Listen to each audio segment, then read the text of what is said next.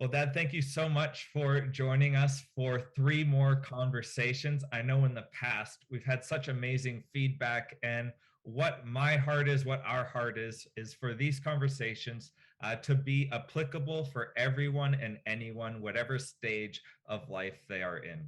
And when sometimes you come across scripture in the Bible that you read so much that you just become numb to it. And the one that we're going to be picking apart that might fit that category as well. But when you actually dive into what Jesus in this case is speaking about, you can just flesh it out so much. And I know when we were discussing this, we're actually only trying to have it in one 25-minute conversation. But then the more you read about it, the more you look at how it can apply to your life, you can't possibly have a 25-minute conversation. So we decided we're going to do this over 3 weeks, a 3-week series on the Bible passage John 10:10, which says, "The enemy has come to steal, kill, and destroy, but I have come to bring life and life to the full." And so can you set up the stage for the next 3 weeks of how we are going to learn to have life and life to the full? Absolutely. And again, John, thank you for letting me have this conversation with you and with everybody in the community who'll be a part of this. And I'm so glad you guys have picked this verse, John 10:10. It's always been one of my favorites because it's like almost Jesus' personal mission statement, isn't it? He says, here's what I'm here to do. I'm here that you might have life and have it to the full. And I loved when you and I started talking about this. You're right. We realized there's so much in here. And I think a lot of it is because that the promise of this abundant life that Jesus talks about, it's so almost counterintuitive to how the world goes about offering abundant life. And I think what we realize is that the abundant life that Jesus talks about, it has what I call sort of three distinct pathways to it. And I guess that's what we'll do each week. And one of those pathways, for example, is community. Jesus had a lot to say about community. And that's really one of the key components of this abundant life. I think the second one is service. In a world that's very much all about ourselves and taking care of my needs and so on, Jesus says, no, I mean, the abundant life that he's offering, a key pathway of this is serving other people. So we'll talk about that. And then the third one is living a life for a purpose beyond yourself, like for a greater purpose. Again, our lives can become so small sometimes, so insulated almost, and yet Jesus is inviting us to something so much bigger than that. And I think that's the other component. So yeah, each week we'll unpack one of these, and I trust that at the end, all of us will have more of a clear sense of what this abundant life is that Jesus talks about and how we can experience that for ourselves.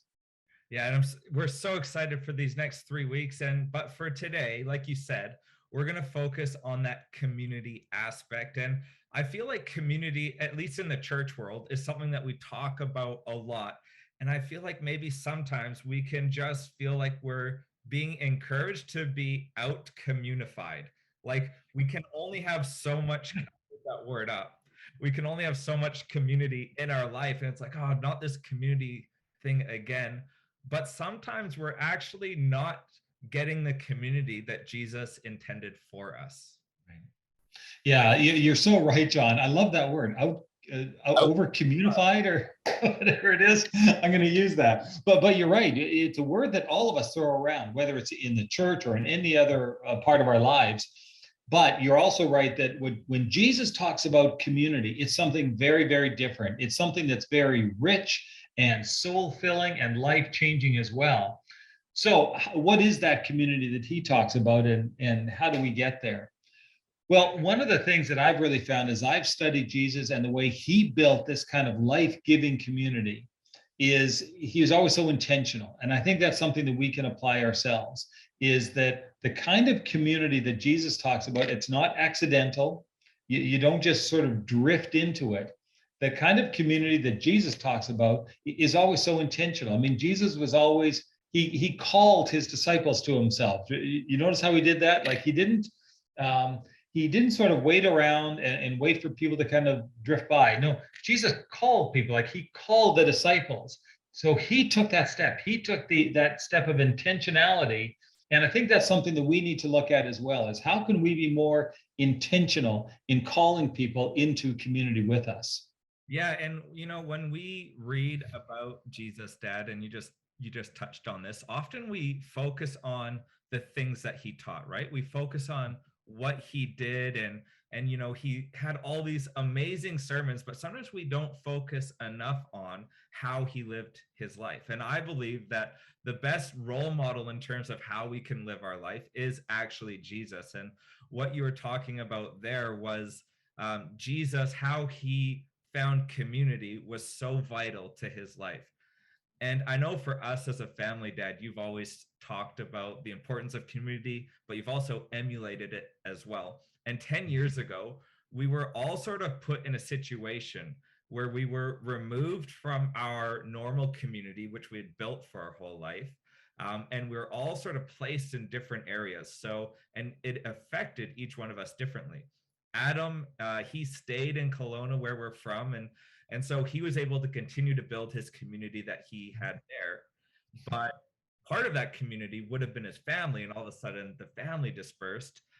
Amy, she moved to Vancouver, which is a different city, had to build up a new network, new church, new community. I came to Australia 10 years ago, where I was sort of thrown in the deep end. And luckily, I was planted in a place that community was a huge value. And so it wasn't the hardest thing to grasp. But for you and Mom moving to Chicago from Kelowna after 30 years in one place, tell me, what was that like trying to reestablish? How intentional did you have to be to build that community again?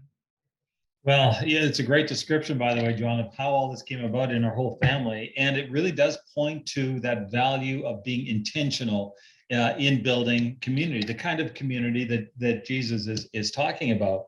So when we moved here to Chicago, I have to admit it was a bit easier for me because I was coming down to a job and I already knew some people here, and so I kind of eased right into to a sense of community. But for Mom, it was totally different. We showed up on a street in a city she'd never lived with. She didn't know anybody down here, and what she did, John, is that she modeled this value so well. She modeled what it means to be intentional, to be the one who takes the step in order to build a kind of community that Jesus is talking about. So, for a lot of people, if you find yourself in a situation where you don't know anybody, you wish you were in community, it would have been so easy for Mom to, to sit here at home and to kind of look up and down the street and I hope someone comes over and welcomes me, or I hope someone comes over and or calls me, or whatever it is. And again, that's great. When that happens, that's a bonus. But see, Mom took this intentional step. So what she did is she just decided she's here to bless everybody on the street, and then eventually in other areas of life. So she started making these pies. She just said, okay, I'm going to. I was off traveling. Mom started making these pies, and then every day she would just go to someone's house on the street. She would knock on the door, total stranger, and she would just introduce herself. She would say, hi, my name's Nora. My husband Scott and I, we just moved into that house over there. And we just like to hope we could be friends and get to know you. Oh, and by the way, here's a pie. And I mean, John, who's ever said no to one of Mom's pies, right? I was so proud of her because she took the initiative. She built community. And before long, because of that, we knew everybody on the street. And for 10 years, we've enjoyed such a richness of community here. And Mom's done the same thing at church and everywhere else she's been. I've tried to learn by watching her because, as you said, this is exactly what Jesus did. He was intentional. Mom was intentional. I think there's something there for all of us to learn if we want to move towards that abundant life that Jesus is talking about. Yeah, and Dad, you and I have something in common, other than our hairline or our lack of. We have something in common where we are both pretty introverted people, and I know for me, let's say in the church world, I'm a pastor at a church right now, but before I was a pastor, and when I would go into a new environment or a new church, I almost had the expectation that everyone else had to welcome me in instead of Yeah, stepping outside of my comfort zone as an introvert, putting myself out there and trying to build that community where I was. sure. So if someone's watching this like you and me who are pretty introverted people, what would you say to an introvert who values alone time? Well, and you're right, that describes you and me, doesn't it? And again, we're not antisocial, but as an introvert, we're very comfortable being on our own. And John, I would actually say there's a lesson here both for extroverts and for introverts. See, extroverts, we often think of them as they're the social butterflies. They're the ones who can run around and just make community all over the place. But here's the reality. What extroverts have to be careful of is you can make a lot of acquaintances, but you might not be intentional to really make deep relationships. So, sort of the caution flag for extroverts is make sure while you're very comfortably talking to a lot of people that you're also being intentional about deepening those relational roots too. Now, for those of us who are introverts, I think again, where the intentionality kicks in is to simply be the first one to walk across the room, be the first one to extend the hand of friendship, be the first one to make that call. During the pandemic and during all the lockdowns, I was actually not too miserable. I mean, I'm not blind to a lot of the problems, obviously, that COVID and the pandemic were causing people. But the jail sentence was I had to sit alone, with mom and so on. I didn't mind that, but I also knew that's not healthy because I was being removed from the kind of community that I know Jesus wants for me, the kind of community that would be life-giving to me. And so I had to become intentional, even as an introvert. So what I did is I just said, okay, at least once a week, I'm going to reach out to one of my friends. It could be a friend here in Chicago or even a childhood friend. And you know what? Nobody said no. I would send them a text, send them a note, whatever it was, say, hey, we haven't caught up in a while. Let's get together next Tuesday night at 7 o'clock and just catch up. And I found that the more I did that, the more first steps I took, the easier it became. And that really helped to enrich my relational world. I was intentional about building community just as Jesus was. And I think that's a step towards that abundant life. Yeah, and I can specifically remember in my life, I think it would have been maybe 5 years ago now that I was I guess spiritually, mentally, emotionally just not doing well. And I had to take a step back and reflect. And I realized I don't have any friends. Like I might have some acquaintances, but I wasn't intentional at building that community. And we can so easily, especially as an introvert, but whoever, if we're not careful, we can go a few days, we can go a week, we could even go a month without building meaningful connections in our life. And so what I thought, what's the worst that someone could say? And it was no. And so I went through my phone at people that I had something in common with, and I was intentional at building community with those people. And I That's think great. often, Dad, depending on what we enjoy doing, we can confine ourselves in a box of what community looks like.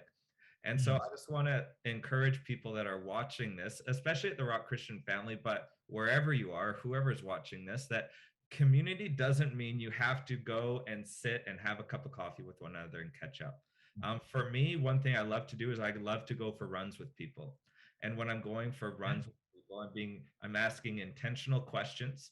I'm asking the next question after that intentional question to try to draw the best out of that person, but as well, maybe to let them into my life and what's going on. So And good. yeah, if you're watching this and you feel like you don't have community around you, the first key to get that community that Jesus talks about is to be intentional. And so if that's the first key ingredient, Dad, what's the second? Yeah. So after we've sort of made that step to decide, okay, we are going to be intentional about this. I think it's also important. The term I use is we have to approach community by being invested. Now, by invested, I don't necessarily mean financially, but again, this is something that Jesus modeled, that Jesus taught, and it's almost the complete opposite of what the world teaches and what the world says. Because to be invested means you enter community in order to bless or benefit everybody else. And see, typically what the world is saying, it's all about ourselves. And the way Jesus approached community and where the richness comes in is when we take the approach that says, no, I'm going to come into community and my mindset, my purpose is to see how can I bless, how can I add value to everybody else in this circle. Yeah. So can you expand on that? Can you expand a little bit on what does it actually look like practically for us to pour ourselves into people's lives around us? Sure. Well, let me start with a story from the Bible, because I think this is one that I often think of when I think of what it means to be in community in a way that adds value to others, invested in others. And one of our Old Testament heroes, certainly one of mine, was a guy named David. Now, David would eventually become the king of Israel, but there was one part of his life where everyone kind of knew he would become king, but he wasn't the king yet. And so as a result, the guy who was king, he was a man named Saul, was trying to kill David. So David's on the run, and Saul's got his armies. They're chasing David. David had a little army too, but in particular, he had a group of about 30 men around him, and he called them his mighty men. And this was a very tight-knit community. They were invested in one another. And one of the best examples of this was they'd been on the run for a long time, and they got to the point where David was just exhausted. He'd been carrying a really heavy weight on his shoulders through all of this. And he was just sort of talking with his close community, with these mighty men. And he was talking about the good old days. He was just kind of reminiscing. And he said, you know what I used to love that I don't get anymore? He said there was this certain well that had the purest, most crystal clear water. I used to love drinking water from that well, and I really miss that. Now, he didn't think much of it, but then the mighty men, they kind of put their heads together and said, we got to try to get some of this water for David. Again, they were invested in their community. They were invested in David. So the problem was that the well was surrounded by Saul's army, but a couple of the guys, the mighty men, they snuck some of the water, and they brought it back to David. Now, again, you think of their mindset. They were not in this community for their own benefit. For them, it was all about David. And you know what? If you read more of David's story, you realize he was in the community for the mighty men and for everybody else. That's the mindset we're talking about. It's being invested, not in yourself, but it's adding value to everybody else around you. Yeah. And we're at church right now. We're in a series called For, and we just want everyone to know that we are for them, that as Jesus followers, as God's hands and feet here on earth, that we are for people because God is for people. And Dad, for me, like, I'm so blessed to be a part of the Rock, because this value of investing into other people's lives is something that we just see over and over and over again. And I know that everyone around us realizes that, yes, everyone needs someone, that everyone, that me as an individual, I need someone, but also someone might need me. And because of that fact, we're going to step out of our comfort zones and even step out of our busy schedule. Sometimes you got to schedule this gap into your calendar to say, I'm going to leave room in my calendar to invest into someone else's life. Because if we don't, then all of a sudden our full days are being taken up by meetings, work, family, which is great, but we don't leave room to invest into other people's lives. So good. Yeah. And so I see a theme happening here with how you're drawing this out. We had you got to be intentional to build community. You got to be invested. So those are two I's. What's the third I you got? Do you think it might start with the letter I? Yes. In pastoral world, we call it alliteration. We love things that all line up like that. And for me, it helps me remember these principles that Jesus is talking about. But you're right. You want to be intentional. You want to be invested. And then thirdly, to build the kind of life building community that Jesus is talking about, you want to be inclusive. And John, when you and I were talking about this earlier, you said something that just struck a chord. It was so true. How did you put it? That being inclusive was like one of Jesus' top values or something like that, right? Yeah, if he had three values that were his top three, inclusiveness has got to be up there.